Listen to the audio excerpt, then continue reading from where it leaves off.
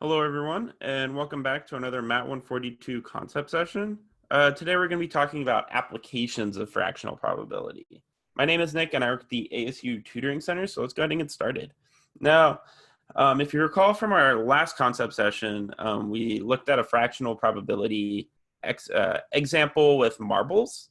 And now today, we're going to be looking at an application of fractional probability, looking at tossing a coin.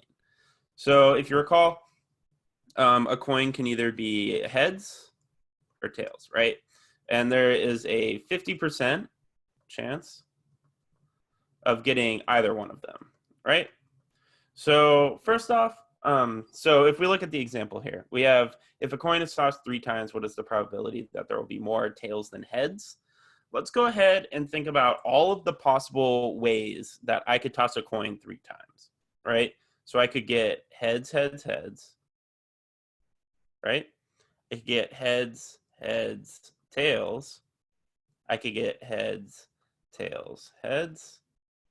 Or I could get heads, tails, and tails, right? So that's all of the possibilities if I get heads first, right? If I get tails first, I can do tails, tails, tails, tails, tails, heads, tails, heads, tails, or tails, heads, heads, right? So in total, there's a total of 8 possibilities, right? So now that we have this all written out, and if you recall, for fractional probability, we want number of successes over total outcomes, right? So in this case, the total amount of outcomes that we have here is 8, right? Because there are 8 different ways that I can toss a coin 3 times, right? So if the question is asking what is the probability that there will be more tails than heads, that means we need to go through each of these and determine which one has more tails than heads, right? So this one does not, this one does not, this one does not, this one does, this one does, this one does, and this one does, right?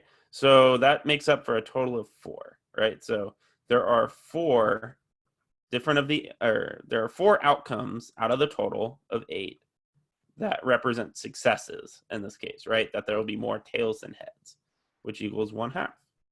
And that's going to be the answer for the question. Just to kind of serve as a follow-up question, let's go ahead and find the probability that there will be exactly 1 tail, right? So let's see. So if we go back through, again, just same process as last time, let's mark off the ones that have only 1 tail. So this has 1 tail, this has 1 tail, and this has 1 tail. So that'll make up for a total of 3, right? So 3 successes over the total of 8, and that'll be our answer for that one. So again, really the name of the game is to just kind of determine in your head what represents a success, right? And then go through all of the possible outcomes that you could pick and count how many of those outcomes represents a success. And then after you get that number, you put that in the numerator, and then you just put the total amount of outcomes in the denominator, and there you go. So hopefully that was able to clear things up for you. If you have any other questions, go ahead and check out that website on your screen right there. It'll list out all of the other tutoring services that we have to offer for you being an ASU student. Additionally, if you are just looking for like general tutoring, you can go to that link and there'll be a text box where you can enter in any of your ASU courses, and it'll actually spit out a full list of all the tutors and their schedules that can tutor that math class. But other than that, that's all I have for you today. So I hope you have a great rest of your day and good luck in your course.